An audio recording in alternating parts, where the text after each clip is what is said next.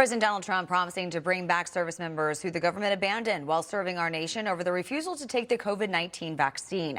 A mandate from the Biden administration, which took effect in August of 2021, saw more than 8,000 people discharged from duty. For more, I want to welcome in former Army Lieutenant Colonel who was forced to retire over the vaccine mandate, Tom Zaremba, as well as the military defense attorney who represented him, Davis Younts. Good morning to both of you. Colonel, I'll start with you. What's your reaction to hearing that Donald Trump is reversing Biden's course and not only reinstating those who were forced out for not taking the vaccine, but also giving back pay? Oh, good morning, and thank you for having me. I was ecstatic. I left this whole ordeal behind me for the past 2 years. Didn't want anything to do with it. And it was not much of a surprise. I kind of knew that President Trump was going to have an executive order coming out as he promised during his campaign. But I just didn't expect it to come so soon.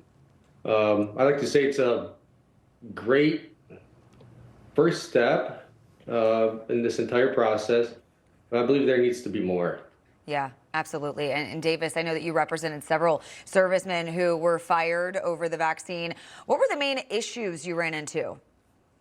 There were so many issues, and it's interesting to talk about. And I was fighting it myself, very similar to Lieutenant Colonel Zaremba. I was only able to get to retirement from the Air Force Reserves myself as a lieutenant colonel because of an injunction in federal court. And that was the issue. This was an issue of unlawful orders, of religious discrimination, and really the Biden administration simply ignoring statutes and the Constitution in order to achieve a political agenda. It didn't have anything to do with military readiness. So that's what's so exciting now, is that we have a president and a Department of Defense that's prioritizing readiness and prioritizing respecting service members' constitutional rights. So this is a very exciting time for a lot of us.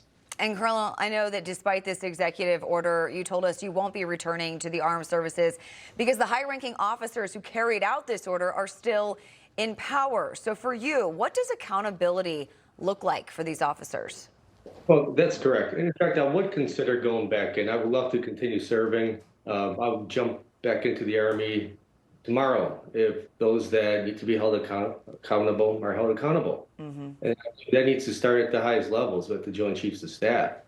Those people in those positions today have been implicated from the start of the COVID vaccine mandate, which kicked out. I know you mentioned the 8,000 number earlier, but it's a lot more than that. And I think I fit into that category that's outside of that 8,000 to 9,000 number.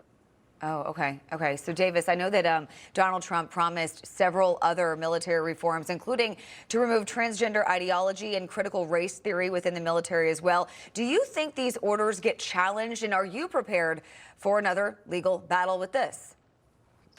I do think many of these will be challenged, but we're going to see. I mean, these are reasonable orders that he's doing. He's taking reasonable steps. He's looking for simple wins that make sense and are directly tied to military readiness and our national defense. So I think there will be victories. There's a lot of work to be done in the Pentagon. It started with the Obama administration. It continued in the Biden administration. So there's a lot of things that need to change that have nothing to do with lethality and military members like Lieutenant Colonel Zaremba and I wanting to do our job. So those are the changes that are going to have to happen. It's not going to be easy. There are a lot of bureaucrats in the Pentagon. People don't realize there are more admirals in the Navy than there are serviceable ships that are ready to deploy. So that's just an example of the level of bureaucratic just tie up that happens with everything military. So that's what's going to take time. Yeah. There needs to be more efficiencies and more focus on the warfighter. Absolutely. Yeah. And Colonel, I know that under the Biden administration, we saw the government really struggling to recruit people into the military. The Army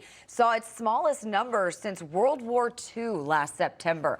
Now with the new administration, do you think we'll see more return to serve in the military? I believe so.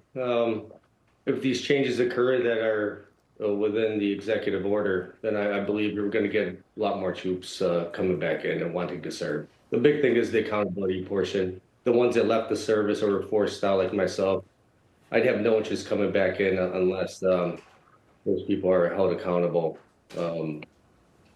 But I do believe that the atmosphere in the military, and especially here in the South where I live here, around Fort Bragg, North Carolina, it's a lot different now, especially with these young soldiers on base. Their moods are different. they talk differently. I think that's going to get a lot of their buddies to go and join the military. All right, Davis Younts, Tom Zaremba, thank you both for joining me. Really appreciate talking to you this morning. Thank you. God bless. You Thank too. you. Stay with us. We'll be right back.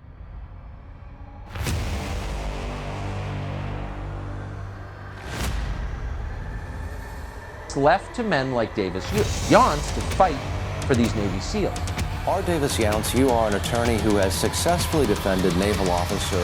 Davis Younts has been instrumental in defending service members. Davis Younts successfully defended an evangelical Navy lieutenant